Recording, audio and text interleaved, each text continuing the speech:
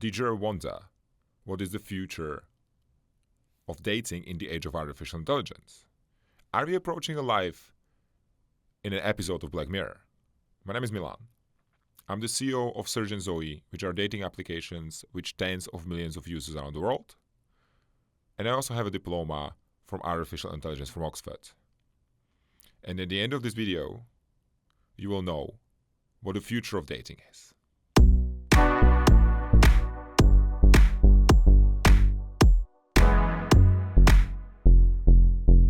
So I will essentially explain two things.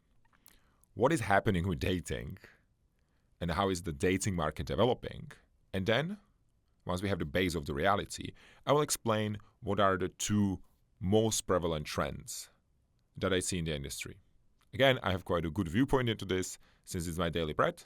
I manage a portfolio of dating applications called Cosmic Latte, where are dating apps such as Zoe, which is a lesbian dating app, or Surge gay dating app. So we actually have the real life data from users. And some of the insights, of course, anonymous, I can share with you. So look, online dating pretty much took the dating market by storm, right? It used to be 10 years ago that the most prevalent way how people would meet their partners would be through mutual friends. Now, it's by far online. 40% of all the relationships that started this year likely started online. And it's even more. More than one half of the young people are using dating apps. If you consider how many people are actually actively dating someone, it's quite a high number. And from LGBTQ community, because for us it's a bit more difficult to meet somebody who is interested in us or interested in the same gender, more than 55% of all the people in the LGBT community are using dating apps, which means that virtually every young person has or had the dating app on their phone. So dating apps took over our world. What does it mean though? Imagine, right?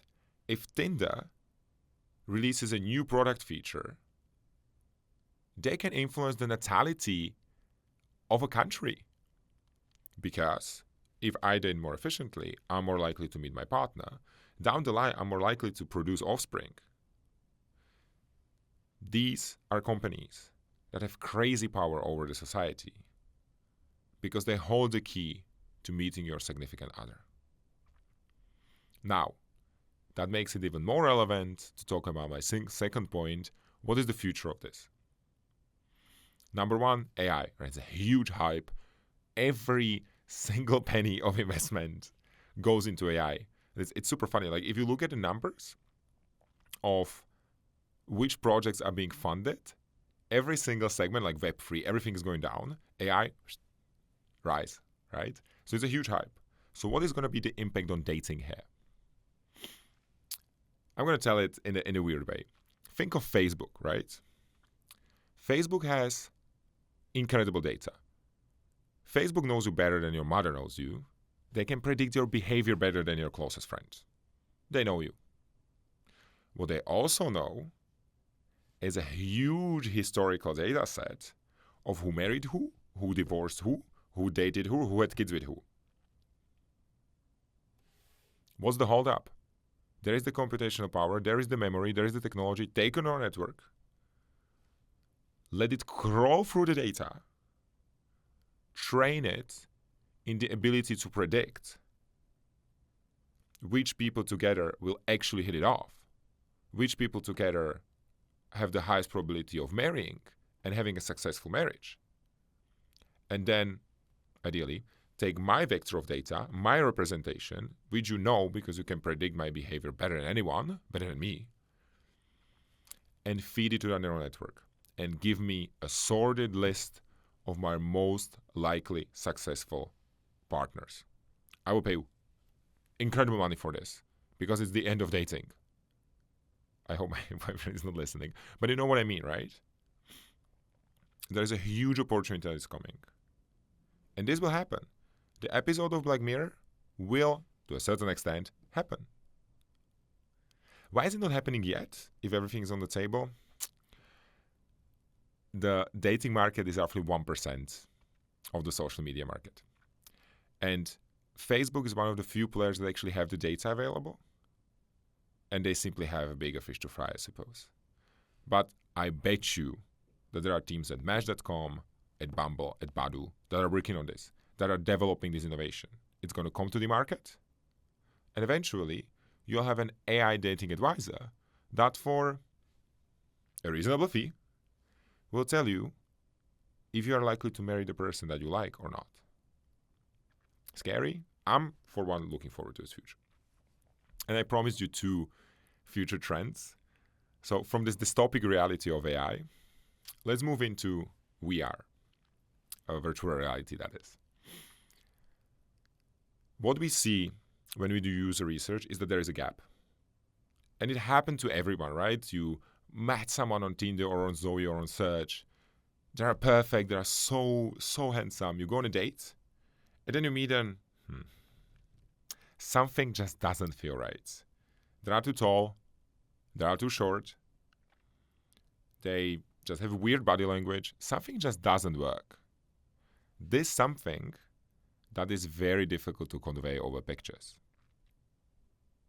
I actually had a really cool, when I started as a CEO of Search, I did a lot of user interviews to sort of equate myself with the different parts of the community. And I would use this question, which I find super helpful for product people.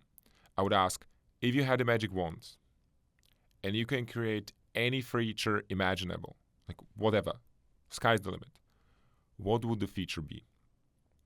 And with the LGBTQ gay community, so the guys usually told me some variation of, oh yeah, I would want to have a 3D hologram of a guy that I'm talking to, ideally with the ability to take off his clothes. The need is there.